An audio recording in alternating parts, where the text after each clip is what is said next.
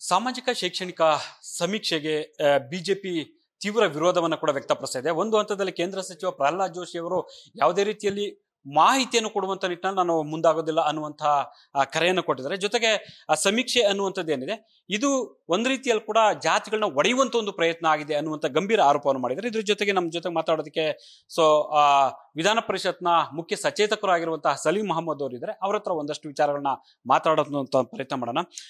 Sir, ಮುಖ್ಯವಾಗಿ ಜಾತಿ ಸಮೀಕ್ಷೆ ಒಂದು ವಿಚಾರಕ್ಕೆ ಸಂಬಂಧಪಟ್ಟಂಗೆ ಒಂದಷ್ಟು ಆಕ್ಷೇಪಗಳು ವ್ಯಕ್ತ ಆಗ್ತಿದ್ದಾವೆ. ನಿಜಕ್ಕೂ ಇದು ಜಾತಿಯನ್ನು ಒಡೆಯುವಂತ ಒಂದು ಪ್ರಯತ್ನ ಆಗ್ತಿದ್ಯಾ ಅನ್ನುವಂಥದ್ದು. ಸೊ ಏನ್ ಹೇಳ್ತೀರಾ ಸರ್?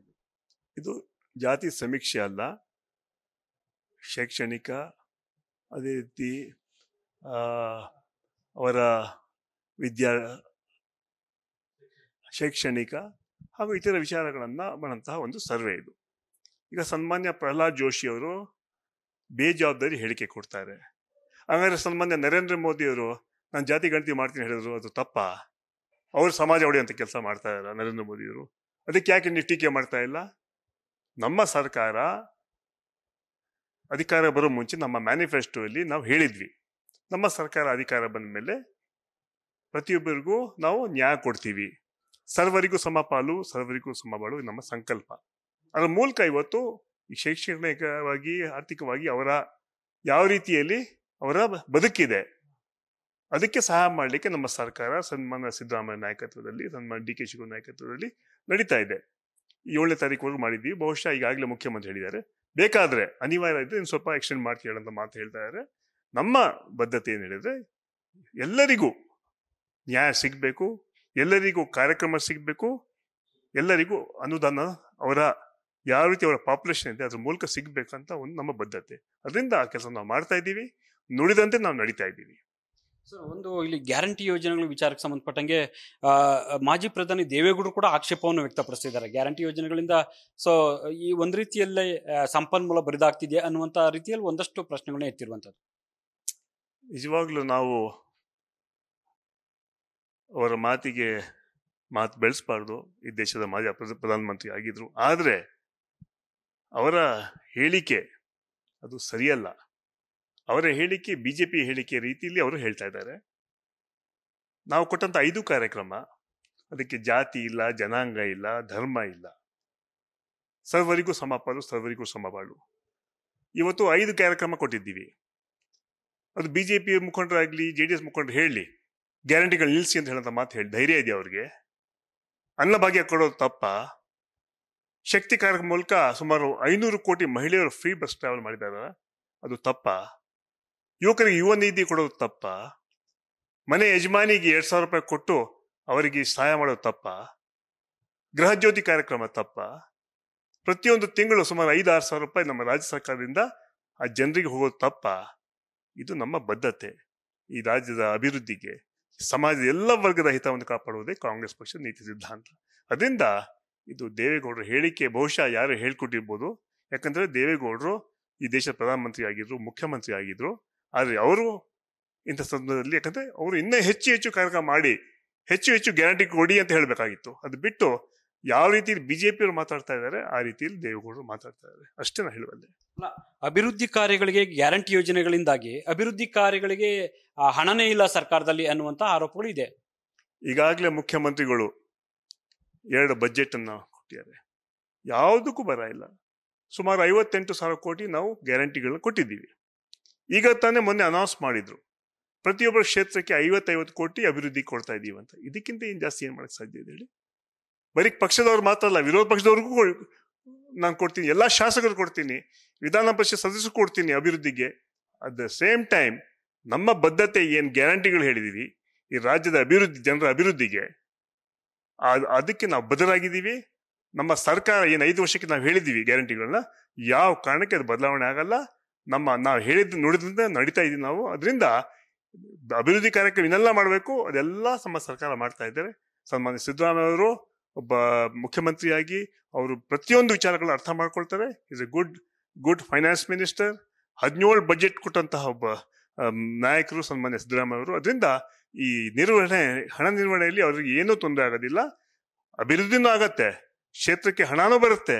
5 ಗ್ಯಾರಂಟಿಗಳನ್ನು ಕೂಡ ನಾವು ನಡ್ಕೊಂಡು ಹೋಗ್ತೀವಿ. ಅಲ್ಲ, ಒಂದು ಸಮೀಕ್ಷೆ ಹೇಳ್ತಾ ಇರುವಂತದ್ದು ಗ್ಯಾರಂಟಿಗಳಿಂದ ಜನರ ಬದುಕು ಪರಿಸ್ಥಿತಿ ಸುಧಾರಿಸಿದೆ, ಆರ್ಥಿಕ ಜೀವನ ಮಟ್ಟ ಸುಧಾರಿಸಿದೆ ಅನ್ನುವಂಥದ್ದು. ಆದ್ರೆ ತೆಲಂಗಾಣ ಅದಕ್ಕೆ ತದ್ವಿರುದ್ಧ ಅನ್ನುವಂಥದ್ದು ಕೂಡ ಈಗ ವ್ಯಕ್ತ ಆಗ್ತಿದೆ. ಯಾಕಂದ್ರೆ ಅಲ್ಲೂ ಕೂಡ ನಮ್ಮ ಹತ್ರ ಏನು ಇಲ್ಲ, ಸೊ ಅಸಹಾಯಕ ಸ್ಥಿತಿಯಲ್ಲಿ ಇದೀವಿ ಅನ್ನುವಂಥ ಮಾತನ್ನ ನಿಮ್ಮದೇ ಪಕ್ಷದ ಅಲ್ಲಿ ಮುಖ್ಯಮಂತ್ರಿಗಳು ಹೇಳಿದ್ದಾರೆ. ಅದು ಕರ್ನಾಟಕದ ಬಗ್ಗೆ ಈಗಾಗಲೇ ಇವತ್ತು ಪತ್ರಿಕೆಗಳು ಬಂದಿದೆ. ಇದನ್ನು ಸಾಕಷ್ಟು ಅಭಿವೃದ್ಧಿ ಆಗಿದೆ, ಜನರ ಕಷ್ಟಕ್ಕೆ ಸ್ಪಂದಿಸಿದೆ ನಮ್ಮ ಸರ್ಕಾರ, ಒಳ್ಳೆ ಕಾರ್ಯಕ್ರಮ ಅಂತ ಈಗಾಗಲೇ ಹೇಳಿದ್ದಾರೆ. ಇಡೀ ದೇಶದಲ್ಲಿ, ಇಡೀ ಪ್ರಪಂಚದಲ್ಲಿ ಕೂಡ ಇದ್ರ ಬಗ್ಗೆ ಚರ್ಚೆ ಆಗ್ತಾ ಇದೆ. ನಮ್ಮನ್ನು ನೋಡಿ ಬಿಜೆಪಿ ಸರ್ಕಾರಗಳು ಇದನ್ನ ಫಾಲೋ ಮಾಡ್ತಾ ಇದ್ದಾರೆ. ತೆಲಂಗಾಣ ಅಲ್ಲಿ ಯಾವುದೋ ಸಾಂದರ್ಭಿಕವಾಗಿ ರೇವಂತ್ ರೆಡ್ಡಿ ಒಂದು ಹೇಳಿಕೆ ಕೊಟ್ಟು ಅದನ್ನ ಪತ್ರಿಕೆ ಹೇಳಿದ್ದಾರೆ.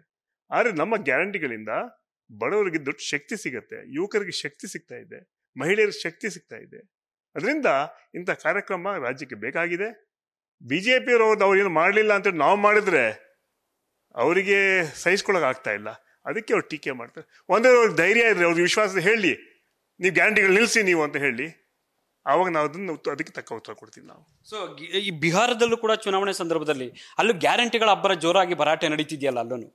ಅದನ್ನ ನಮ್ಮ ಕಾಪಿ ಮಾಡ್ತಾ ಇದ್ದಾರೆ, ಕರ್ನಾಟಕದ ಕಾಪಿ ನರೇಂದ್ರ ಮೋದಿಯವರು ಮಾಡ್ತಾ ಇದ್ದಾರೆ, ಅಲ್ಲಿ ಆ ಬಿಜೆಪಿ ಅಲ್ಲಿ ಮಾಡ್ತಾರೆ, ನಮ್ಮ ನಿತೀಶ್ ಕುಮಾರ್ ಕೂಡ ಮಾಡ್ತಾ ಇದ್ದಾರೆ. ಇದು ನಮ್ಮನ್ನ, ಅದರಿಂದ ಇವತ್ತು ಅವರು ಮಾತಾಡೋ ನೈತಿಕ ಹಕ್ಕೇ ಇಲ್ಲ ಬಿಜೆಪಿ ಅವ್ರಿಗೆ. ಯಾಕಂದ್ರೆ ನಾವ್ ಏನ್ ಮಾಡಿದ್ವಿ ಅದನ್ನ ನೋಡಿ ಅಲ್ಲಿ ಮಾಡ್ತಾರೆ, ಇಲ್ಲಿ ಮತ್ತೆ ಅವರ ಮುಖಂಡರು ಟೀಕೆ ಮಾಡ್ತಾರೆ. ನಾನು ಹೇಳ್ತೀನಿ, 5 ಕೇಂದ್ರ ಮಂತ್ರಿಗಳಿದ್ದಾರೆ, ಕರ್ನಾಟಕ ಇಷ್ಟೆಲ್ಲ ಅನ್ಯಾಯ ಆಗ್ತಾ ಇದೆ, ನೀವು ಯಾಕೆ ಮಾತಾಡೋಕ್ಕೆ ಧೈರ್ಯ ಇಲ್ಲ? ನರೇಂದ್ರ ಮೋದಿ ಅವ್ರ ಮುಂದೆ ಮೇಜ್ ತಟ್ಬಿಟ್ಟು ಮೇಕೆದಾಟು ಕಾರ್ಯಕ್ರಮ ಯಾಕೆ ಅನುಷ್ಠಾರ್ತಾ ಇಲ್ಲ? ನೀವು ಮಾದಾಯಿ ವಿಚಾರವಾಗಿ ಯಾಕೆ ಮಾತಾಡ್ತಾ ಇಲ್ಲ? ರಾಜ್ಯಕ್ಕೆ ಅನ್ಯಾಯ ಆಗ್ತಾ ಇದೆ, ನಮ್ಗೆ ರಾಜ್ಯಕ್ಕೆ ಬರುವಂತ ಹಣ ನಮ್ಗೆ ಬರ್ತಾ ಇಲ್ಲ, ಹಲವಾರು ಕಾರ್ಯಕ್ರಮ ಅನುಷ್ಠಾನಕ್ಕೆ ಆಗ್ತಾ ಇಲ್ಲ, ಸುರಂಗ ಮಾರ್ಗಕ್ಕೆ ಹಣ ಕೊಡಿ ಅಂತ ಇವತ್ತು ₹1 ಕೊಟ್ಟಿಲ್ಲ. ಸೊ ಇಂತಹ ವಿಚಾರಗಳನ್ನ ಗಮನ ಹರಿಸಬೇಕು ಬಿಜೆಪಿ ಸರ್ಕಾರ, ಕೇಂದ್ರ ಮಂತ್ರಿಗಳು. ಅದನ್ನ ಬಿಟ್ಟು ನಮ್ಮ ಗ್ಯಾರಂಟಿಗಳ ಬಗ್ಗೆ ಮಾತಾಡೋದು ನಿಜವಾಗ್ಲೂ ಅದೊಂದು ಅರ್ಥಹೀನ ಹೇಳಿಕೆಗಳು ಅಂತ ಬಯಸ್ತಾ ಇದ್ದೇವೆ. ಸರ್, ಒಂದು ಮುಂದಿನ ಚುನಾವಣೆಗೆ ಸಿದ್ಧತೆಗಳು ಮಾಡ್ಕೊಂತ ಇದ್ದಾರೆ.